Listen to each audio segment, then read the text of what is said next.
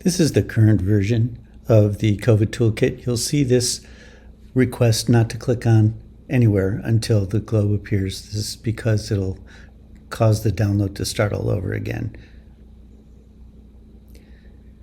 The default view is with confirmed cases for the COVID-19. The first file menu allows you to look at projections and determine your disease projections or food security. With projection, you can use the 3D, which you currently see. This is NASA Whirlwind, and you can definitely look at this from different views if you're familiar with it. So I'm right-clicking and moving forward. The other possibilities are Mercator or equirectangular, so you can look at it from another point of view if you want the full 2D view. Going back to 3D, we'll zoom back in a little bit. So the first thing to do is to choose a disease projection. In this case, we've defaulted to COVID-19, but you can also look at influenza A and choose one of the strains. We're currently working on this, as well as influenza B. We're currently acquiring data sets for influenza A and B. The second part is food security, and this is what aligns climate to food production. And you can select country, crops, weather, etc. with Agrisphere. The second part of food security is to determine long-range forecasts for temperature, precipitation, mostly. And then the third part is the Sentinel and Wekio satellite data. And in this case, we can enhance what we're looking at as far as climate conditions in particular areas. It's notable that we are guided by the United Nations Institute for Training and Research. Our data sources come from OGC, but many other places as well. Our Sentinel data is courtesy ESA and Synergies, and our Wekio data comes from Thales Alenia. So thank you for our support there. Okay, going on to the next stage, once you've selected what you want to look at, and let's stick with the COVID Toolkit now because that's most complete. Now what I can do is look at the types of categories of data that I want to look for. Confirmed cases are actually the total of deaths, recoveries, and active cases together. So if I select active cases, for example, I will get a different color and a different data set is going to load now. And again, it takes a few seconds because there's so much data to bring in. And so now you see the active cases and its color orange.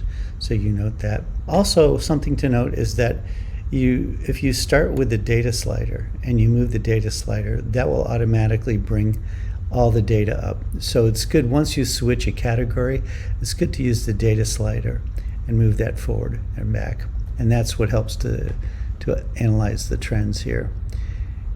If you click on, you saw I just clicked on one of the place marks for Ireland. This gives you an interactive stacked column. Here are the recoveries, here are the deceased, and here are the active cases. Now I can look at it for the past 2 weeks, that's current. Here are the 2 weeks, and you can see the dramatic rise everywhere. Just by running your cursor over them, you can see it'll tell you the actual number. Active cases, 14,648. The number of recoveries, the number of deceased, like that. You can also look for previous past month and past 2 months. You can also select by individual continents. So for example, we're looking at the whole world now, but if we just want to look at North America, we select North America, and only that will show up. And we can then look at cases for these different places. And so here's California, for example, and you can see the rise in active cases there. If I go and select Europe,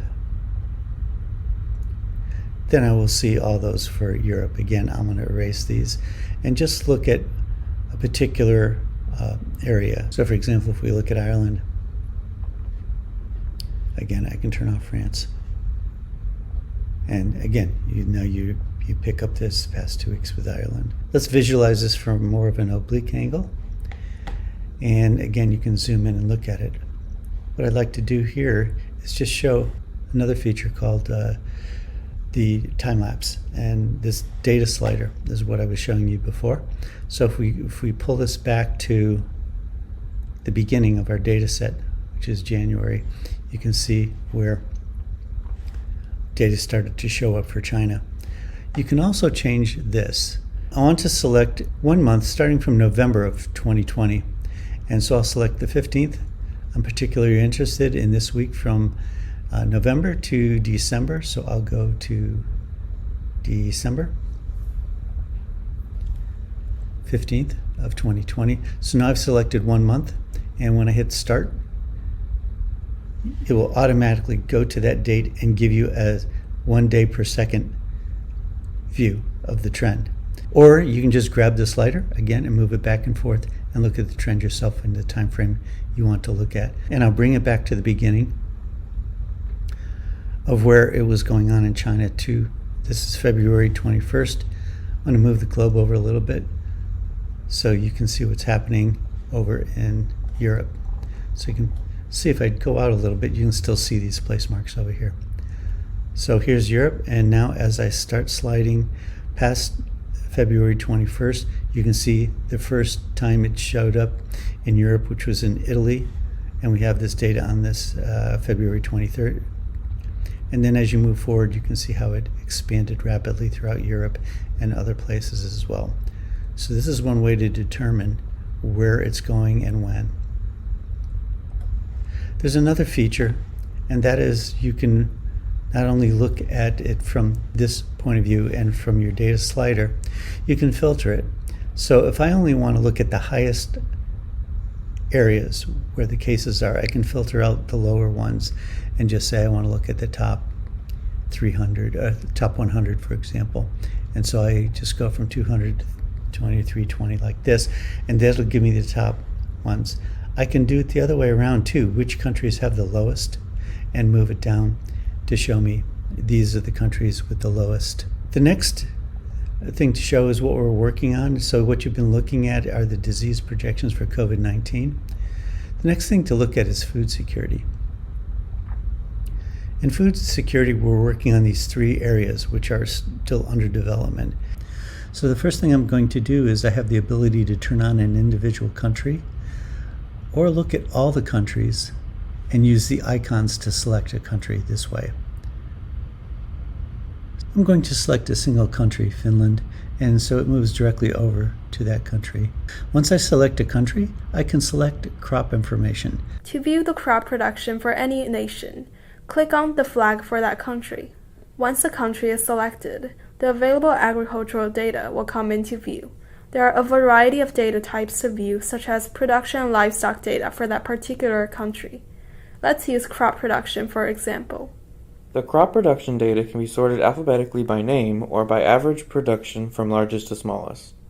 You are able to plot this data in multiple ways. Agrosphere can graph the highest production crops for your selected country by year. The number of top crops shown can be adjusted. Once selected, you will then see a stacked bar graph for those multiple crops. You can also begin your inquiry via the weather stations. Weather stations are represented by yellow pushpins located about the globe. You can easily plot precipitation and temperature data for any weather station. By default, pressing the Graph Crops and Weather button shows the top 3 crops and plots the annual precipitation and temperature. You are now able to interpret the relationship between crop production and climate. We can also look at forecasts using ECMWF and select temperature, precipitation, or wind, and then look at possible forecasting information that would also help the farmers. Additionally, we can look at Sentinel satellite data. These are categories of different types of data that we can download and look at. This again is a NASA World Globe, and we can move in and out of it. We can look at a moisture index for Ethiopia. You can see we've selected Ethiopia.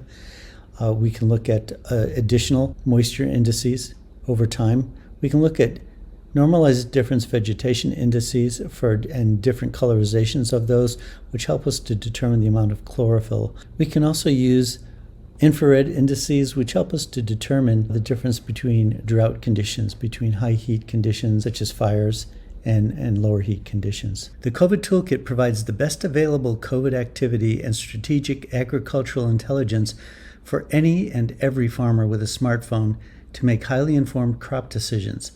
In this way, the COVID Toolkit can significantly help to reduce famine. Please feel free to contact us with the information below.